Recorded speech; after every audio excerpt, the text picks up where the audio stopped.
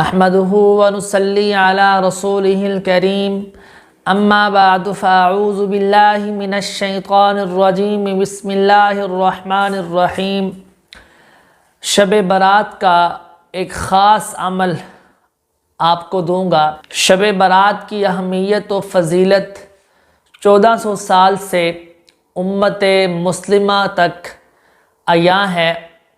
امت مسلمہ کو اس کی اہمیت اور فضیلت کا علم ہے کہ اس رات میں اللہ تعالیٰ اپنے بندوں کو نوازتے ہیں اور اسی رات میں اللہ تعالیٰ اپنے بندوں کو سعید لکھ دیتے ہیں، شہید لکھ دیتے ہیں، اور اسی رات میں فیصلہ ہوتا ہے کہ اس نے آگے کیا کرنا ہے، کیا نہیں کرنا۔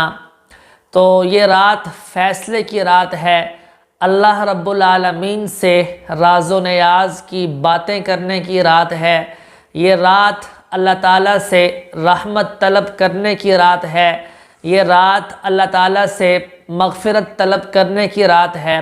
تو اس رات کو گنوانا نہیں چاہیے، ضائع نہیں کرنا چاہیے، بلکہ اس رات کو اللہ کے سامنے سربسجود ہو کر اللہ کو منانا چاہیے، اللہ سے خوب گر گرا کر اللہ سے خوب دعائیں مانگنی چاہیے۔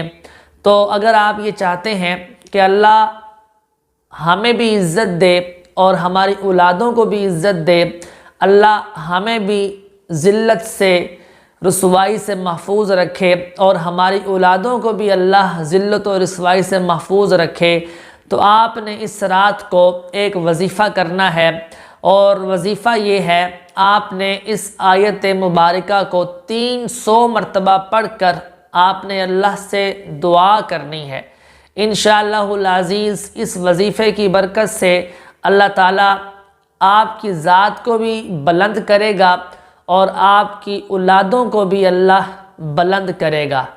آپ کو بھی عزت ملے گی، آپ کی اولادوں کو بھی عزت ملے گی، آپ کی آنے والی نسلوں کو بھی اللہ عزت عطا فرمائے گا۔ تو آپ نے سورۃ الضحیٰ کی ایک آیت مبارکہ وَلَلْآخِرَةُ خَيْرٌ لَكَ مِنَ الْأُولَىٰ، اس آیت کو آپ نے 300 دفعہ پڑھ کر شب برات میں اللہ سے دعا کرنی ہے۔ اس وظیفے کی برکت سے اللہ آپ کی دعاؤں کو قبول کرے گا، اللہ آپ کو سعادت والا بنا دے گا، خوش نصیب بنا دے گا۔ میں امید کرتا ہوں کہ یہ وظیفہ آپ کی سمجھ میں آ گیا ہوگا۔ وآخر دعوانا ان الحمد للہ رب العالمین، والسلام علیکم ورحمۃ اللہ۔